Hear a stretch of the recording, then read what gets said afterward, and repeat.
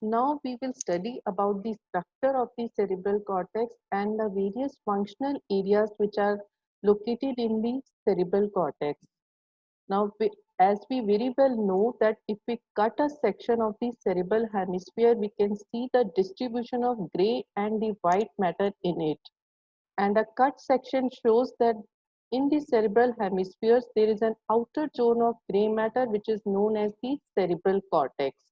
And the white matter is present deep to this cerebral cortex. But the thickness of the cerebral cortex or the gray matter will vary in different parts of the hemisphere, and it can vary in size from 1.5 to 4 millimeter in thickness. And also the type and the size of the nerve cells, they vary in different regions of the cerebral cortex.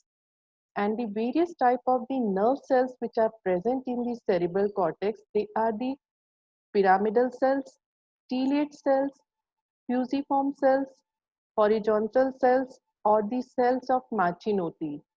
So these are the various types of the cells which may be present in the cerebral cortex, but the most important of these are the pyramidal or the stellate cells. The pyramidal cells, they are present mainly in the motor areas of the cerebral cortex, while the stellate cells, they are mainly present in the sensory areas of the cerebral cortex. The pyramidal cells, they will vary in size. They may be small, medium, or large size. The large size pyramidal cells, which are about 100 micrometer in diameter, they are mainly present in the primary motor areas.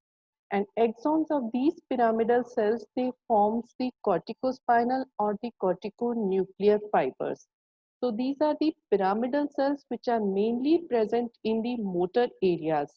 While the second type of the cells, the stellate cells, which are smaller in size, and these cells, they appear like granules in various areas of the cerebral cortex, so they are also named as the granule cells. And these cells, they are mainly present in the sensory areas of the cerebral cortex. The other small size cells like fusiform cells, horizontal cells, or cells of Machinotti, they are present in various layers of the cerebral cortex. And all these cells, they are arranged in 6 layers in the cerebral cortex, and these 6 layers, they are named as the superficial most layer, it is the molecular layer. Then we have a external granular layer, external pyramidal layer, internal granular, internal pyramidal, and multiforme layer. Since there are 2 layers of the pyramidal cells, the external and internal pyramidal layer, but the size of the pyramidal cells, it will keep on increasing as we move to the deeper areas of the cerebral cortex. So in the internal pyramidal layer, we will have the large size pyramidal cells. The another important feature in these layers is the presence of external band of Bellager in the internal granular layer. Now, by this word external band, we mean the band of white fibers which are running transversely, and these are present in the internal granular layer. And these external band, they are most prominent in the visual cortex, and because of this, the visual cortex is also given the name the striate cortex. Another band of white fibers, it is present in the internal pyramidal layer, but it is smaller in size, and this is named as the inner band of Bellager. So these are the various layers of the nerve cells and the fibers in the cerebral cortex. Total 6 layers are present, and superficial most it is the molecular layer, and deepest is the multiforme layer. And size of pyramidal cells, it will keep on increasing as we move to the deeper layers. So the cerebral cortex, it is a 6 layered structure, but we as very well know that the thickness of the cerebral cortex, amount of the cells, and the size of the cells, it will vary in different regions of the cerebral cortex. In some areas, the pyramidal cells, they will be predominant as in the motor areas. So here it will appear that the cerebral cortex is only 3 layered because these 3 layers of the pyramidal cells, they are prominent here. But in the sensory areas of the cerebral cortex, the granule cells will predominate, and also it will appear that the only three layers of the cerebral cortex they are present. So this type of the cortex where only three layers they are distinct, it is histologically classified as the heterotypical cortex. And the cerebral cortex where all the six layers they can be made clearly, that is the homotypical type of the cortex. In the motor areas it is the pyramidal cells, and in the sensory areas it is the granule cells, they will be present predominantly. So this is the histological classification of the cerebral cortex.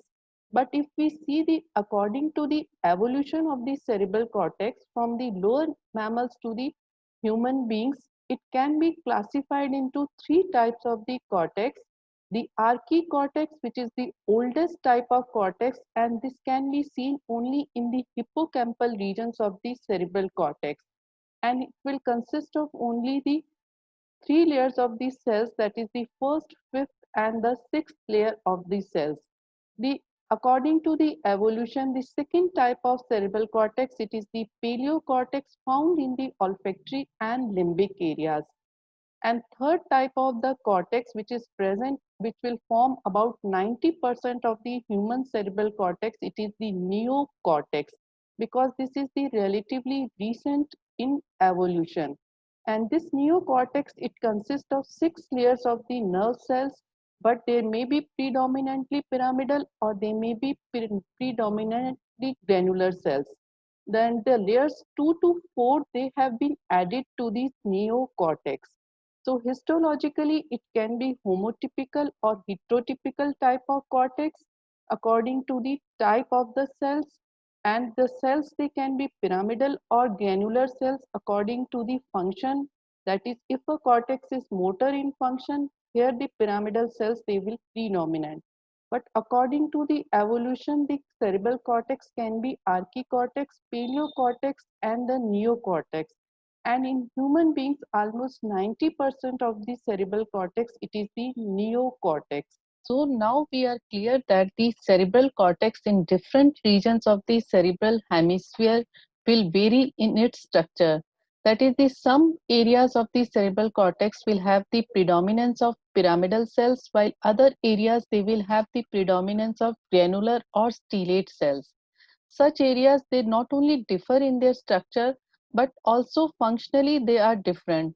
That is, the areas which are having more of pyramidal cells, they are mainly motor in function, while the areas with predominance of the stellate cells, they are mainly sensory in function. So cerebral cortex, it is demarcated into a large number of areas which differ in their structure as well as the function, and these areas they are described in relation to the various sulci and gyri.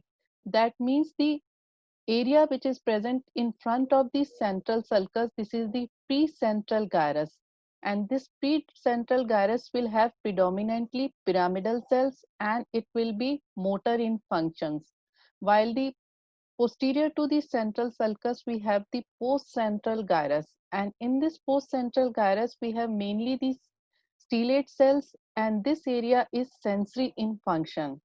So the cerebral cortex has large number of areas which are differing in their structure as well as in their function, and areas they can be demarcated by their relation to sulci and gyri.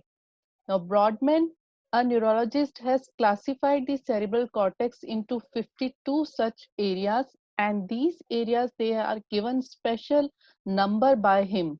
For example, the area in front of the central sulcus, which is mainly motor, it is given the number 4, while area behind the central sulcus, mainly sensory, it has been given the number 3, 1 and 2. So this is the Brodmann's classification in which special number they are given to the various areas which differ in their structure as well as the function. But broadly there are three types of areas in this classification. These areas they can be either motor areas, sensory areas or association areas. By motor area, we means the areas which on electrical stimulation will cause the activity in various muscles.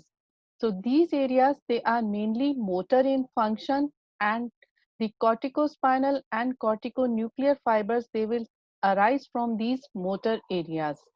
The second type of areas, they are sensory areas which will receive the general as well as the special sensations from various parts of the body. The third type of areas, they are the association areas. The 75% of the cerebral cortex is occupied by these association areas. They are neither motor or nor sensory in function, but they are usually present in relation to the sensory areas. They have more important function of integration or understanding of various visual or auditory or any type of input. So these are the three types of areas on the cerebral cortex: motor, sensory or association areas. And the total number of areas which are present on the cerebral cortex, there are 52 such areas, and these areas, they will differ in their structure as well as in their function. Now we will describe the areas on each lobe of the cerebral hemisphere. First, on the frontal lobe of the cerebral hemisphere. Before discussing the various areas on the frontal lobe, we will just revise the various gyri and sulci which we have studied earlier on the frontal lobe. So on the frontal lobe, in front of the central sulcus, a sulcus is present, that is the precentral sulcus. And the area between these two sulci, it is the precentral gyrus. Rest of the frontal lobe, in front of the precentral gyrus, it is divided by this superior frontal and inferior frontal sulcus into three gyri: superior, middle and inferior frontal gyrus.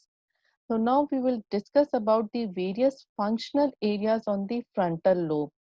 The first functional area on the frontal lobe, it is situated in the precentral gyrus, which is present between the central and the precentral sulcus. And this area, it is named as the primary motor area, and this area is given the Brodmann's number 4. So primary motor area or area number 4. Now, this area is responsible for controlling the voluntary activities of the opposite half of the body. So, the movements of the opposite half of the body, they will be controlled by the primary motor area or area number 4. Now, if we see structurally, this area will contain mostly the giant pyramidal cells of the bats, and axons of these cells, they will form the corticospinal and the corticonuclear fibers. This primary motor area, it will not only extend on the superior lateral surface, but it will also extend up to the medial surface of the cerebral hemisphere. So here we can see again this area number 4 on the medial surface of the cerebral hemisphere.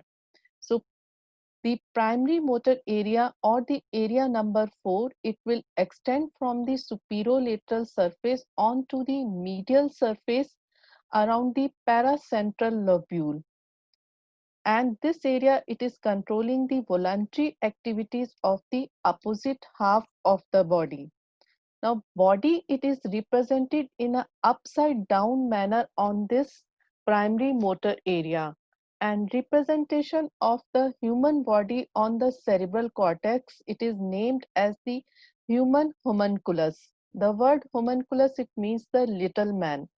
And if we draw a human homunculus on the primary motor area, the body will be represented in an upside down manner, in which the tongue and the pharyngeal region, they will be the lowermost, followed by the face, hand, trunk and thigh, but the leg and the feet and perineal regions, they will reach up to the medial side of the cerebral hemispheres in the paracentral lobule. So this is the representation of the body on the primary motor area, where it is represented in an upside down manner, with the tongue and pharyngeal region being the lowermost, and the leg, feet and perineal region, they will reach up to the medial side of the cerebral hemisphere. And always remember that the area of representation of a part will depend on the amount of movement performed by that part. This means that in the face, it is the lips and the tongue, they are having the maximum movements. So they will be having maximum area of representation on the primary motor area. And also in the upper limbs, it is the hands which are performing the maximum movements. So their area of representation, we can see it is maximum on the primary motor area. So area of representation will depend on the amount of movement and not upon the size of a part. That means the lower limb, though larger in size, but they will not have a large area of representation on the cerebral cortex. So it is the movement which is represented and not the muscle on the primary motor cortex. So although primary motor cortex, it is controlling the voluntary activity of opposite half of the body, but some areas of the face, that is the upper half of the face, larynx and the pharynx, they will have a bilateral representation. That means they will have the control from both sided cerebral cortex. So this is the first area on the frontal lobe, that is the primary motor area which is controlling the voluntary activity of opposite half of the body. That means the right cerebral cortex, it will control the voluntary activity of the left half of the body. And this primary motor area, it will extend up to the medial side, and body will be represented in an upside down manner on this primary motor area, with tongue and pharyngeal region being the lowermost and leg and perineal region reaching up to the medial surface of the hemisphere. And it is the area of representation of a part will be proportional to the amount of the movement. That means if a part of the body, it is performing more movements like the hand of upper limb, it will have a larger area of representation. And so area of representation will not depend on the size. And some parts like the upper half of the face, larynx and pharynx, they will have a bilateral representation. The next area which we are discussing, it is the premotor area. So the next functional area on the frontal lobe, it is the premotor area or the area number 6. This premotor area, it is located anterior to the primary motor area, and it is present in the posterior parts of the superior, middle and the inferior frontal gyrus. So here in this diagram, we can see with this green color the premotor area. This premotor area, like the primary motor area, it will extend from the superolateral surface onto the medial surface. So here we can see this area number 6 or premotor area in front of the primary motor area on the medial surface of the cerebral hemisphere. Now this premotor area, it is responsible for planning and programming of a voluntary movement which is being done by the primary motor area. So we have already studied that the voluntary movements of the opposite half of the body, they will be done by the primary motor area. But to plan and program and control this movement in progression, it is the function of the premotor area. And also the premotor area, through this area, the cerebral cortex, it will exert its control over the extrapyramidal tracts. As the premotor area, it is the main site for cortical origin of the extrapyramidal tracts. So the fibers like corticorubral fibers, corticonigral fibers, which are the part of extrapyramidal tracts, they will take origin from the premotor area. And also the 40% of the corticospinal fibers, they will take origin from the premotor area. And in this premotor area, there are no giant pyramidal cells like the primary motor area.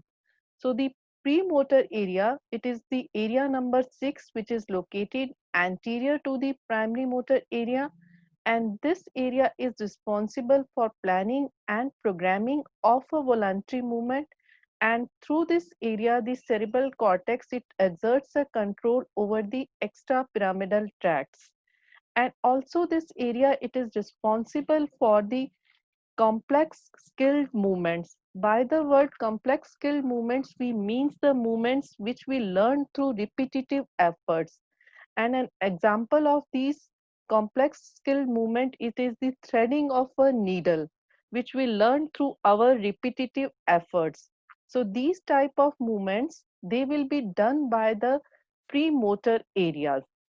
So if a lesion happens to occur in the premotor area, the person will have difficulty in performance of these complex skill movements. Although the area number 4 is intact, all the muscles are intact and there is no paralysis of the muscles, but still the performance of skilled movement will be impaired if there is a lesion in the premotor area.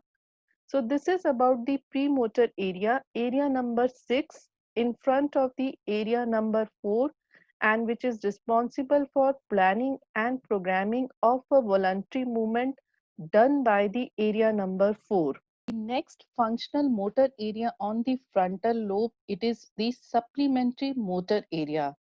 The supplementary motor area, it is located on the medial surface of the cerebral hemisphere. So here we can see with this purple color the supplementary motor area, and this area, it is located in the posterior part of the medial frontal gyrus. And this supplementary motor area, it is seen as a continuation of the premotor area or the area number 6. In the supplementary motor area, the body is represented in a craniocaudal direction, that is the face, it is lying in the anterior most position, while the legs, they are lying posteriorly.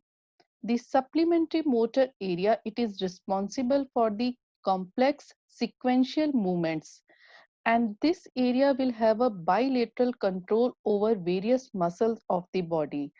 And these example of the complex sequential movement, it is the assumption of the posture where we need the movement of the muscles of both the sides. So these type of movements, they will be done by the supplementary motor area. And if a lesion occur in this area, the patient will not have any paralysis or paresis, but he will have akinesia or the weakness in the movements, or he will have a hypotonia, and this hypotonia will be bilateral. Since this area, it is having a bilateral control over various muscles. So this is the supplementary motor area located on the medial surface in the medial frontal gyrus.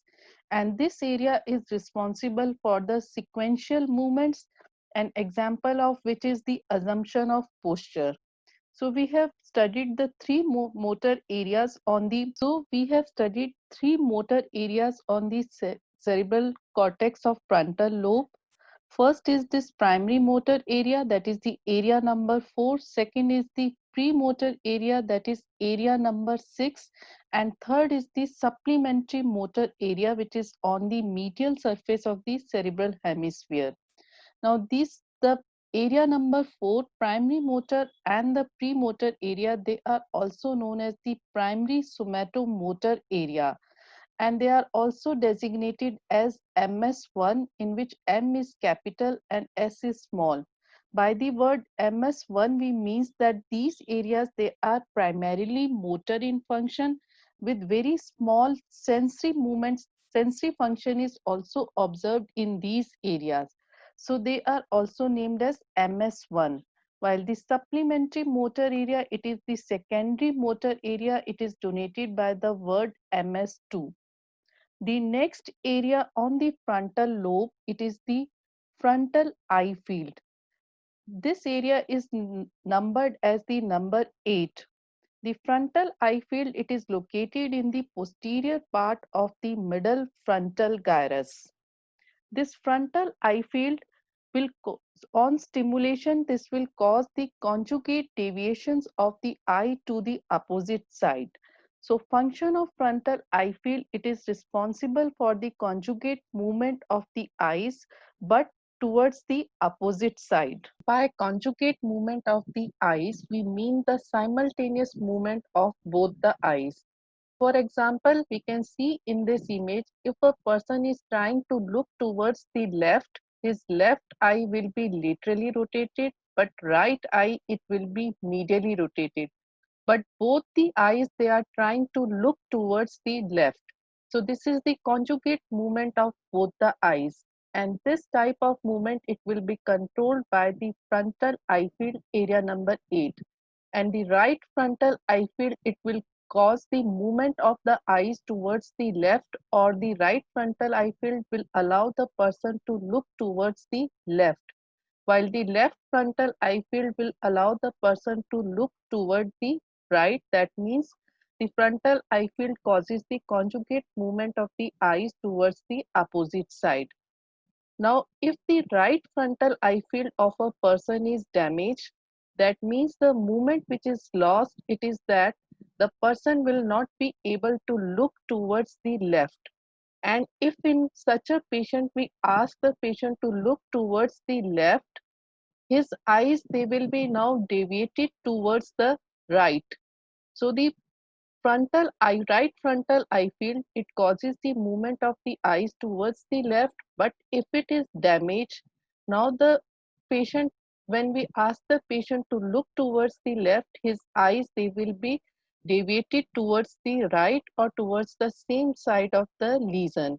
So these are the movements by the frontal eye field, that is the area number 8, which causes the conjugate deviation to the opposite side.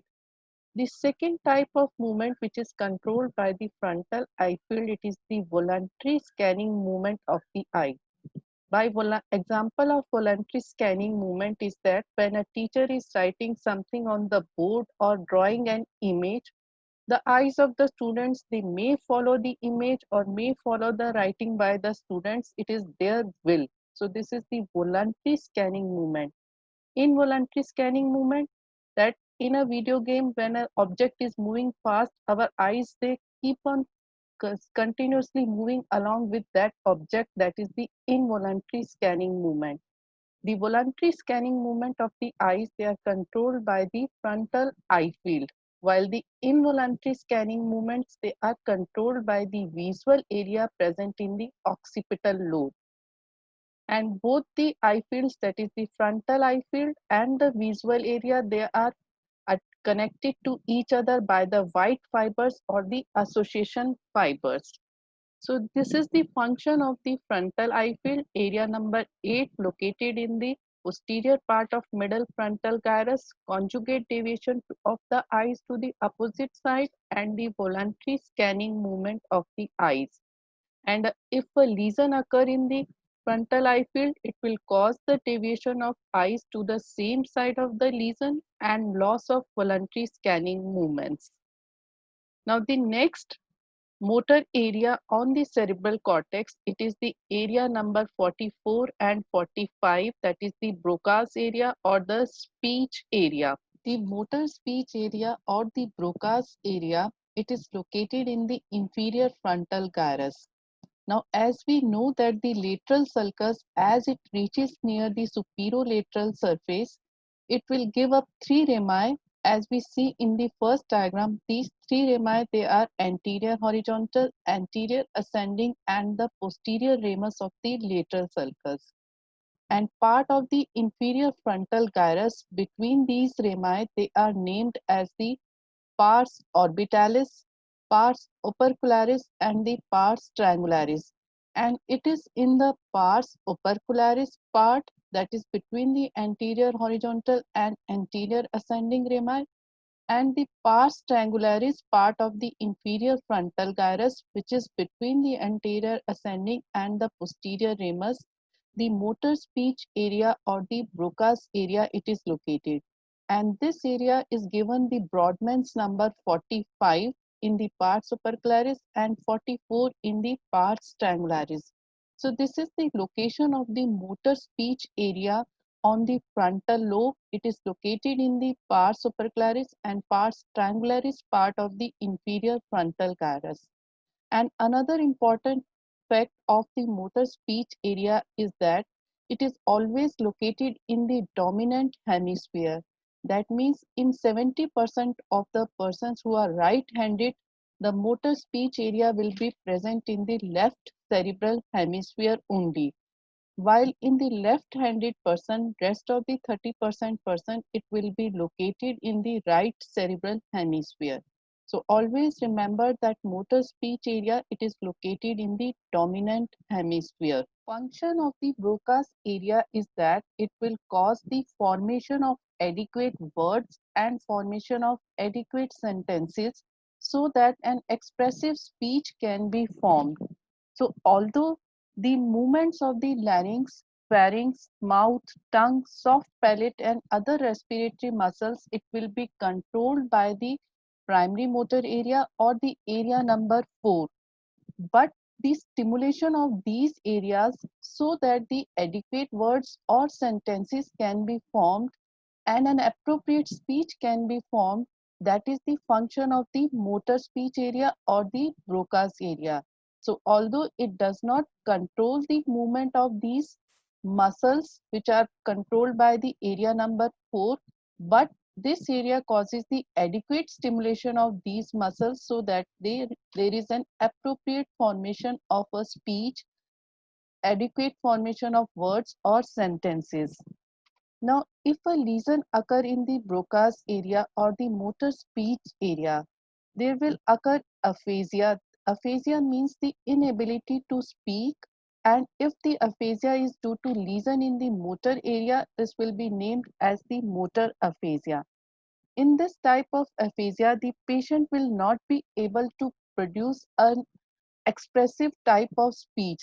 Formation of words and sentences, they will be defective, although all the muscles they are adequately controlled by the primary motor area, but still their adequate stimulation to form the words or sentences, it is not there.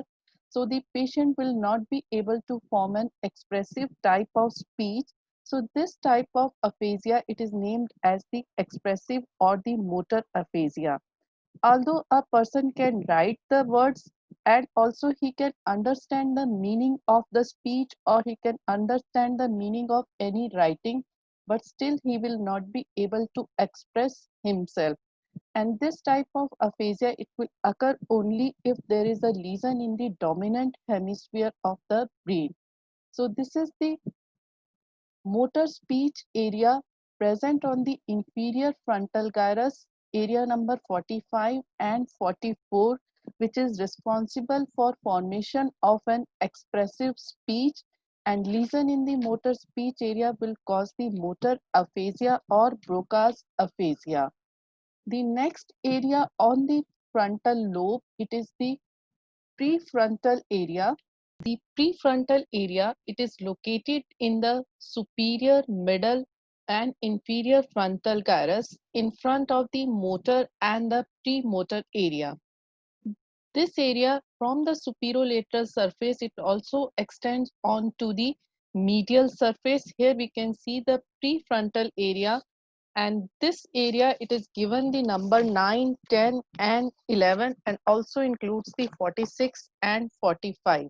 So here we can see the prefrontal area on the medial surface in the medial frontal gyrus. So prefrontal area, it will be present on the superolateral surface in the superior, middle and inferior frontal gyrus, and it will be also present on the medial surface in the medial frontal gyrus. Now, function of this area is that it is the area for judgment, personality, and also for the social behavior of a person. By the area for judgment means that this area will allow the patient to judge what is right and what is wrong. So if a lesion occur in this area due to some trauma or tumor and bilaterally the prefrontal area is damaged, now the person will become careless in dress and appearance and his behavior will not be also socially accepted. By careless in dress and appearances means that the person may move to his office in his night dresses, so he is not able to judge what is right and wrong, and his behavior will also not be socially accepted if there is a lesion in the prefrontal area. So these are the various areas on the frontal lobe, and the all the areas, they are motor in nature. Just a revision of these area. First was this primary motor area in the precentral gyrus, area number 4. Anterior to this, there is the premotor area, area number 6. The primary motor area is responsible for voluntary movement of the opposite half, while premotor area, it is responsible for planning and programming of these movements. The third area, it is the area number 8, frontal eye field, which is responsible for conjugate movement of the eyes to the opposite side and also for the voluntary scanning. Then there is a motor speech area in the inferior frontal gyrus 45 and 44, which are responsible for formation of words, formation of sentences, and resulting in formation of an expressive type of speech. Then there is the prefrontal area, area number 9, 10, 11, and 12, which is the area for judgment and personality. Now, if the lesion occur in these areas, the various symptoms in the patient will be, if area number 4 is damaged, hemiplegia or paralysis of opposite half. Area number 6, if involved, there will be impairment in performance of skilled movement. If area number 8 is damaged, there will be deviation of eyes to the same side of lesion and loss of voluntary scanning.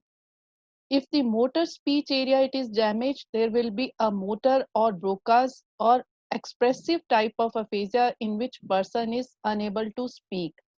If the prefrontal area is damaged, the person will not be able to judge about right or wrong, and his behavior will also not be socially accepted. So these are the various motor functional areas on the frontal lobe. Now we will study about the various areas on the parietal lobe. First, we will revise the various gyri and sulci on the parietal lobe. So on the parietal lobe, just parallel to the central sulcus, there is a post-central sulcus. And the area between the central and the post-central sulcus, this is named as the post-central gyrus.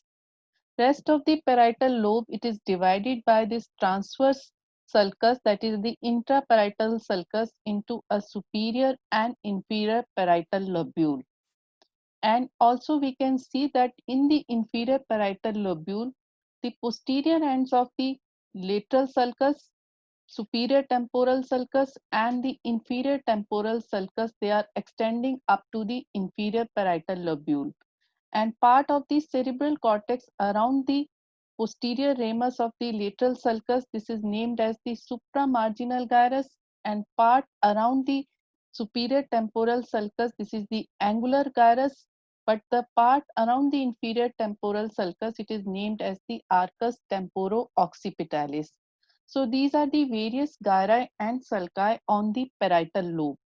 And the parietal lobe, it is mostly sensory in function, and histologically most of the neurons in the parietal lobe, they are of the stellate or granular type, and there will be very few pyramidal cells in the parietal lobe. Now the various sensory areas on the parietal lobe, they are, first is the primary sensory area. The primary sensory area, it is given the number 3, 1 and 2, and it is located in the post-central gyrus between the central and the post-central sulcus. So here we can see with the dark pink color the post-central gyrus. And this post-central gyrus or the primary sensory area, like the primary motor area, it will also extend up to the medial surface, and here it will extend around the paracentral lobule. So here we can see in this diagram, behind the primary motor area, this is the area number 3, 1 and 2, primary sensory area on the medial surface. So primary sensory area, it will be present in the post-central gyrus, and it will extend up to the medial surface on the paracentral lobule. The primary sensory area, it receives all the sensations like pain, touch and temperature, and also the conscious proprioception like the vibration and joint sense from the opposite half of the body. And these sensation it will receive from the ventral posterolateral and the ventral posteromedial nucleus of the thalamus. As we have studied in the ascending tracts of the spinal cord, that the third order neurons for the various ascending tracts, they are located in the thalamus, and axons of these third order neuron, they will ascend up to the sensory cortex or the area number 3, 1 and 2 of the cerebrum, and they will carry the sensations like pain, touch, temperature, and proprioception from the opposite half of the body up to the cerebral cortex. So, although the primary sensory area it is receiving the sensations from the opposite half, but the pharyngeal, laryngeal, and the perineal regions they will be represented in the both cerebral hemisphere.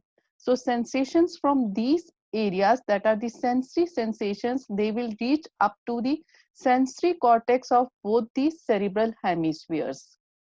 Now, in the primary sensory area, if we see the representation of body, that is the human homunculus on the sensory cortex, we can see here, just like the primary motor area, here also the body is represented in an upside down manner. So face region, and in the face the tongue and the pharyngeal region, they are the lowermost on the sensory area, and the behind the face we have the upper limb, then the trunk and the leg and the perineal region, and they will reach up to the medial side on the paracentral lobule. So in the primary sensory area, the body is represented in an upside down manner, with the face being represented lowermost, followed by the upper limb, trunk, and the leg and perineal region, they reach up to the medial side of the cerebrum. And most important point here is that area of representation of a part will depend on the amount of sensory impulses it is receiving. That is, in the upper limb, the hand, and in the hand, the fingers and thumbs, they are receiving the maximum sensory impulses. So their area of representation will be larger as compared to the other parts of the upper limb.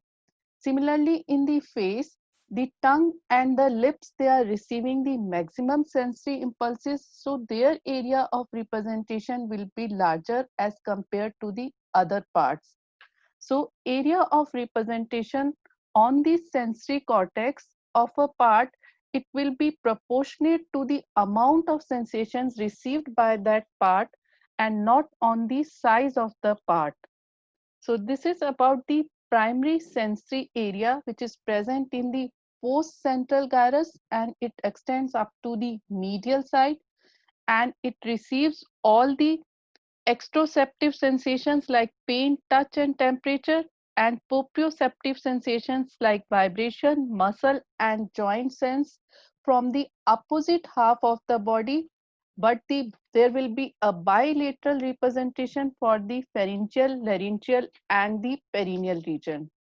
And always remember that the body is represented in an upside down manner in the primary sensory area, and area of representation will depend on the amount of sensation and not on the size of the part. And if a lesion occurs in the primary sensory area, there will be loss of all the exteroceptive as well as the proprioceptive sensations from the opposite half of the body. So this was the first sensory area on the parietal lobe, that is the primary sensory area, area number 3, 1 and 2.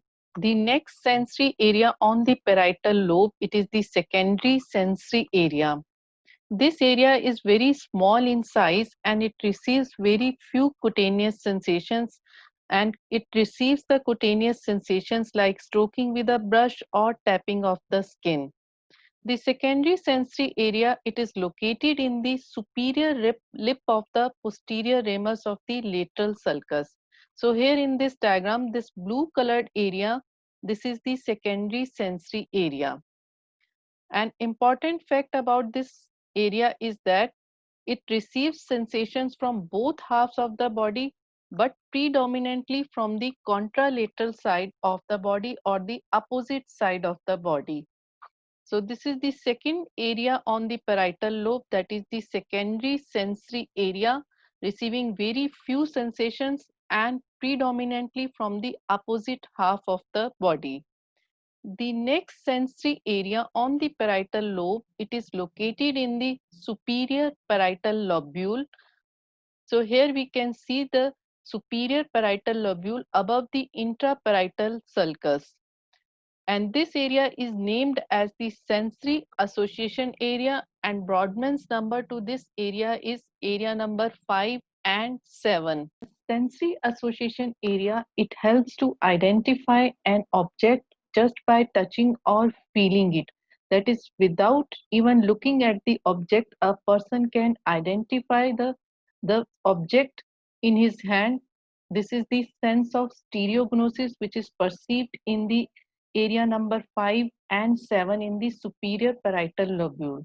So if we give a person any object in his hand, but before that we close his eyes, and now we ask him to identify the shape, size, or the texture of the object.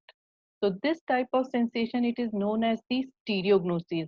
And if he fails to do so, that he is not able to identify the object with the eyes closed, this is known as astereognosis or tactile agnosia. So this is the sensory association area located in the superior parietal lobule, help perceiving or receiving the sensations of the stereognosis. And if an injury occurs in the superior parietal lobule, this will lead on to astereognosis. But if an injury occur in the posterior part of the superior parietal lobule, this will result in asomatognosis. By asomatognosis, we means that the sensory neglect of the opposite half of the body. So if a person is having asomatognosis or injury to the posterior part of the superior parietal lobule, he will neglect his opposite half. That is, when he is asked to shave, he will do it only on one half of the face, and if we ask the patient to wear a shirt, he will wear only half of the shirt. So this type of lesion, it is known as the asomatognosis, when the person he neglects the opposite half of the body, and it is known as the asomatognosis, and this is due to injury to the posterior part of superior parietal lobule. Now the next sensory area on the parietal lobe, it is the sensory speech area. Area number 40 and 39, also known as the Wernicke's area.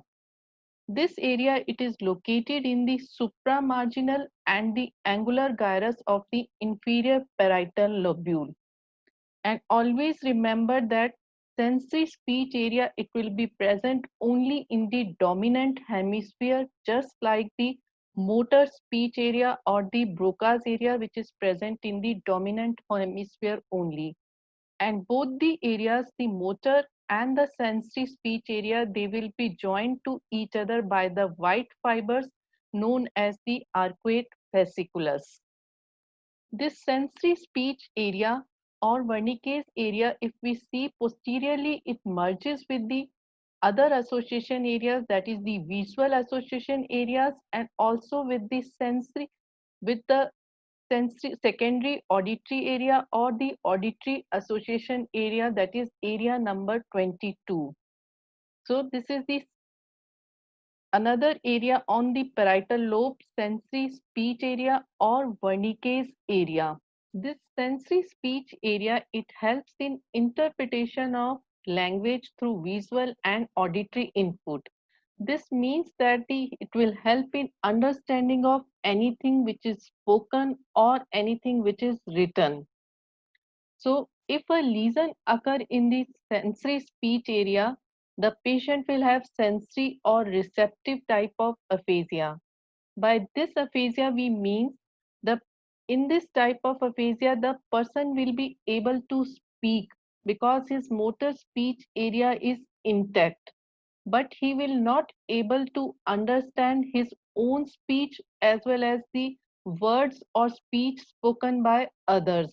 For example, if we just ask the person his name, what is your name, then he will start talking irrelevantly because he is not understanding our speech.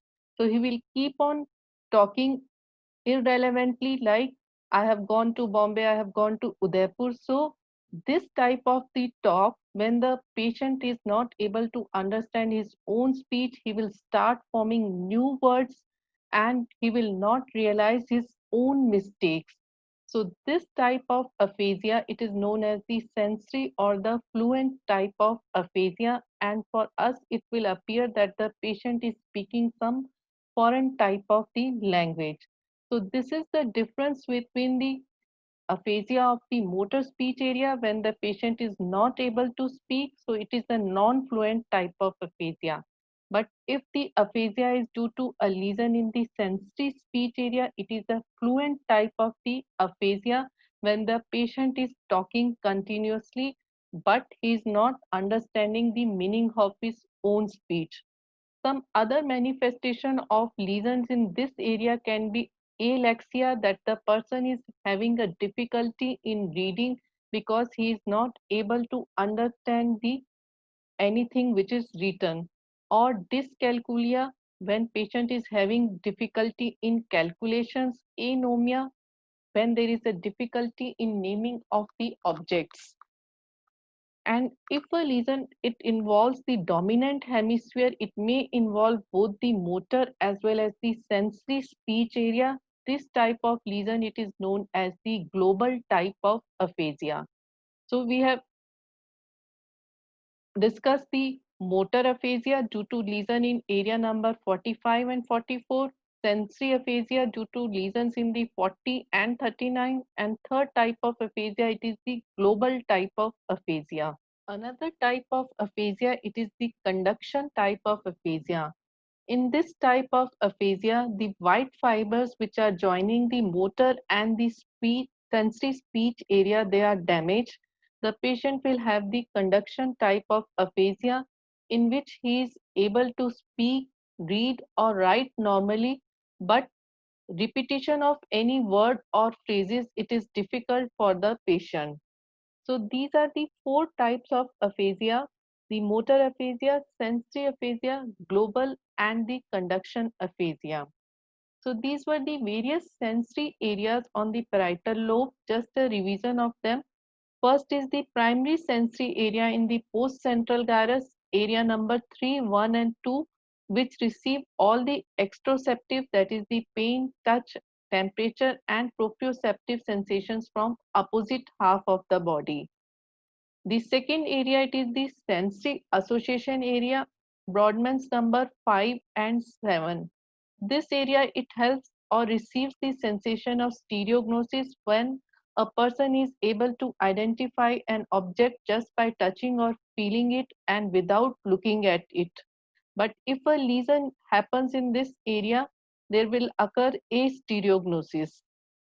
The third area on the parietal lobe, it is the sensory speech area located in the inferior parietal lobule in the, and Brodmann's number is 40 and 39. This area helps in understanding of anything which is spoken or written, and lesion in this area will result in sensory type of aphasia.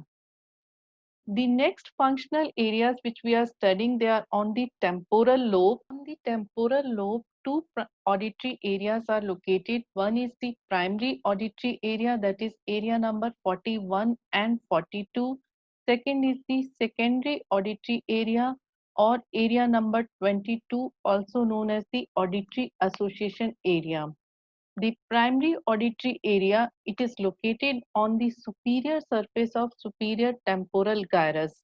So we have already studied in the insula that insula, it is bounded by the temporal operculum, and on the superior surface of temporal operculum there are two transverse temporal gyrus, anterior and posterior. The anterior transverse temporal gyrus, it is also known as the Heschel's gyrus. And on this gyrus, the primary auditory area or area number 41 and 42, it is located. This auditory area, it receives the auditory input from both the ears. That means if there is right cerebral cortex, it will receive auditory input from both right and the left ear, but it will receive mainly from the left ear. So there is a bilateral representation of both the ears in both the cerebral cortex, but information mainly goes to the opposite cerebral cortex. And this primary auditory area, it interprets all type of information, that is the loudness, quality, pitch, or the source of the sound. And if a lesion occurs in the primary auditory area, there will be very slight bilateral loss of hearing, because both the ears, they are represented in both the cortex. So there will be a very slight loss of hearing, but this loss will be also mainly from the opposite side. The second auditory area on the temporal lobe, it is the secondary auditory area or the auditory association area. And Brodmann's number to this area, it is the area number 22. This auditory area association area, it is located just posterior to the primary auditory area, and we have already studied that this area, it will merge with the Wernicke's area or the sensory speech area. The auditory association area, it is needed for interpretation of a sound which is heard by a person. That means to recognize the meaning of a sound or understanding the meaning of a sound, it will be done by the auditory association area. This area, it will receive the auditory impulses from the primary auditory area, and it will try to correlate it with the past experience, so that a person will try to recognize the sound which he has heard previously. And if a lesion occurs in the auditory association area, though hearing will be completely normal, so person is able to hear normally, but he is not able to understand the meaning of the sound which he has heard, and even he will fail to recognize the familiar voice or music which he has heard in the past. And this condition is known as the auditory agnosia or the word deafness, when the hearing is completely normal, but still he will not be able to understand the meaning of the sound he has heard. So these are the two auditory areas on the temporal lobe: primary auditory area 41 and 42, and auditory association area, that is the area number 22. If a lesion occurs in the primary auditory area, there will be a slight loss of hearing. But if a lesion occurs in the auditory association area, their hearing will be normal. But still the person, since he cannot understand the meaning of the sound, so he failed to recognize any sound which he is hearing. Now the next area on the cerebral cortex, it is on the occipital lobe, and this is the primary visual area and the secondary visual area. The primary visual area, it is given the Brodmann's number 17, and the primary visual area, as we see in this diagram, it is located on the near the posterior end of the calcarine sulcus. Here we can see the medial surface of the cerebral hemisphere, and this is the calcarine sulcus and parieto-occipital sulcus. And around the calcarine sulcus, the primary visual area or the area number 17, it is located. This primary visual area, it will extend up to the superolateral surface of the hemisphere. So here we can see this area number 17 or the primary visual area near the occipital pole. So the primary visual area, it is present on the medial surface around the calcarine sulcus, but it extends up to the superolateral surface. And an important feature of the visual area is the presence of lot of granular cells in it, and also presence of lot of white fibers in the visual area, and these white fibers, they give it a striated appearance. Another important feature of the visual area is that the macular area, the macula, it is the area of the keenest vision, that is the area having maximum number of cone cells. This macular area, it is represented maximally in the primary visual area. So macula, it will have an extensive cortical representation in the visual cortex. Now this visual cortex, it will receive the temporal fibers from the same side of the eye, but from nasal fibers from the opposite eye. So this can be clear from this simple diagram in which we have shown both the eyes, the right and the left eye, and both the eyes, they have been divided into two halves, a lateral or temporal half and a nasal or medial half. And we can see that in the optic nerve there are the temporal and the nasal fibers, and nasal fibers of both the sides, they cross and reach to the opposite side. So in the right cerebral cortex we can see that the temporal fibers of the right eye and the nasal fibers of the left eye, they are reaching up to the right cerebral cortex. Also we can see by this diagram that the objects which are placed on the nasal side of the eye, they will form an image on the temporal half of the retina. This is because the light rays, they are traveling in a straight direction. So the nasal objects, they are forming an image on the temporal side, while the temporal objects or the objects which are present on the lateral side of the eye, they are forming an image on the nasal half of the retina. And also we can see by this diagram that the objects which are placed on the left side or the left side of the eye, they are forming an image on the left nasal retina, and also they are forming an image on the right temporal retina. So the left sided objects, they are forming the image on the nasal half of the left retina and on the temporal half of the right eye. So this means that the left field of vision, it will be represented in the right cerebral cortex as the temporal fibers of the right eye, and nasal fibers of the left eye, they are reaching up to the right cerebral cortex. So we can say that the left field of vision, it is represented in the right cerebral cortex. And if a lesion occurs in the right cerebral cortex, it will result in the loss of the left field of vision, or a person will not be able to look on the left-sided objects. This type of lesion, it is known as the crossed homonymous hemianopia.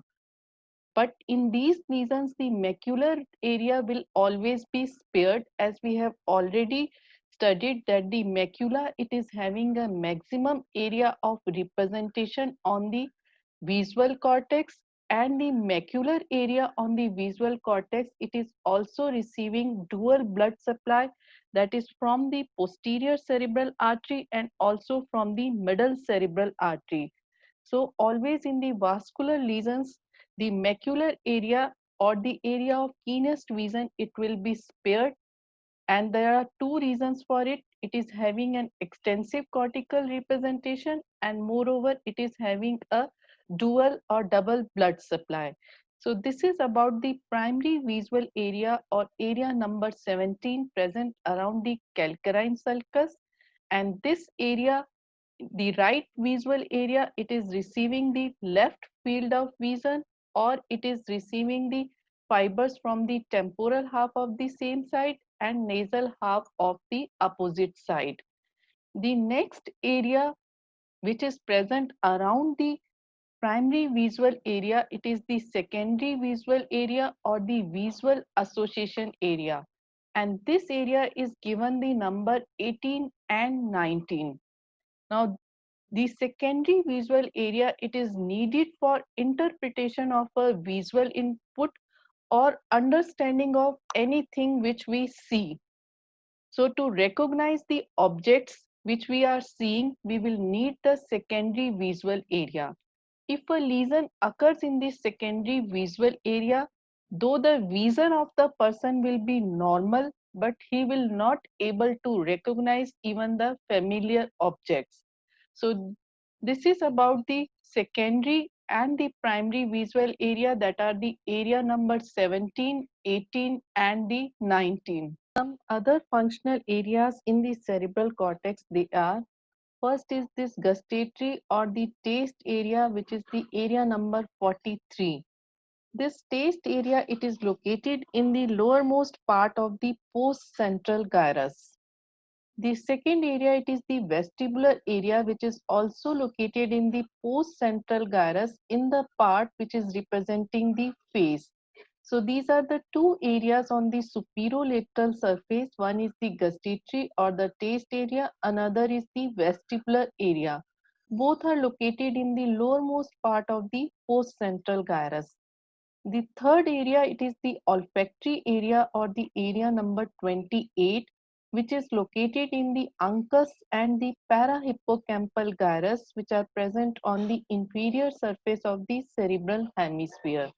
So these are the various motor and the sensory areas on the cerebral cortex. So just a revision and summary. So in the frontal lobe, most of the areas which we have studied, they are the motor in nature, and these are the primary motor and the premotor areas and the motor speech areas. While in the parietal lobe, most of the areas, they are sensory in nature, that are the primary sensory areas and the sensory association areas. While in the temporal lobe, most of the most important area which is located, it is the auditory area, and in the occipital lobe, we have the location of the visual area. Now, in brief about the dominant hemisphere or the cerebral dominance. So, although both the hemispheres, they are similar in structure, but it is always the one hemisphere which is dominating the other, and it is dominating in relation to the speech and perception of the language. And in 90% of the people, the speech areas like the motor and sensory speech areas and the language areas, they are located in the left cerebral hemisphere. So the left cerebral hemisphere, it is regarded as the dominant hemisphere in 90% of the persons. And since the left hemisphere, it is controlling the right half of the body, so most of the persons, they are right-handed. So in 90% of the persons who are right-handed, the left hemisphere, it is the dominant hemisphere. And the left hemisphere, it is more efficient in as the speech, language or calculation skills, they are concerned. While the non-dominant or the right hemisphere, it is more efficient in creative arts of music and recognition of the faces. So this is the concept of the cerebral dominance, and in about 90% of the people, it is the left cerebral hemisphere, it is dominant, and it will contain most of the speech and the language areas. While the right or the non-dominant hemisphere, it is more efficient in arts and music concepts. So that is all about the cerebrum, its various functional areas, the motor and the sensory areas.